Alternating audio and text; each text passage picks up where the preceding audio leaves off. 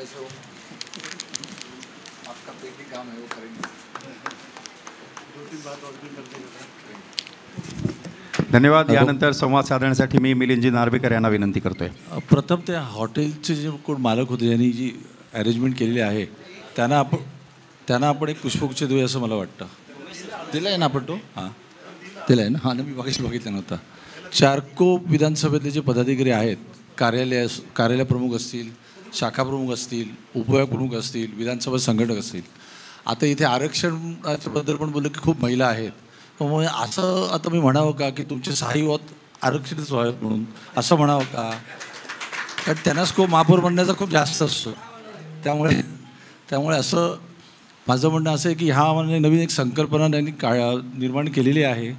ती संकल्पना जर आपल्याला यशस्वी करायची असेल तर गटप्रमुख असतील, शाखाप्रमुख असतील, विधानसभा संघटक असतील, ह्यांनी आपापसात भेदभाव न करता सर्वांनी एकत्र काम करणे, नोंदणी करणे, BLA करणे, हे जर केलं तरच आपण तिथपर्यंत जाऊ शकतो. अन्यथा आपण जाऊ शकत नाही.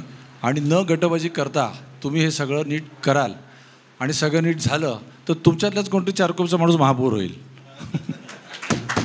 असं मी आशा बाळगतो. जय हिंद, जय महाराष्ट्र.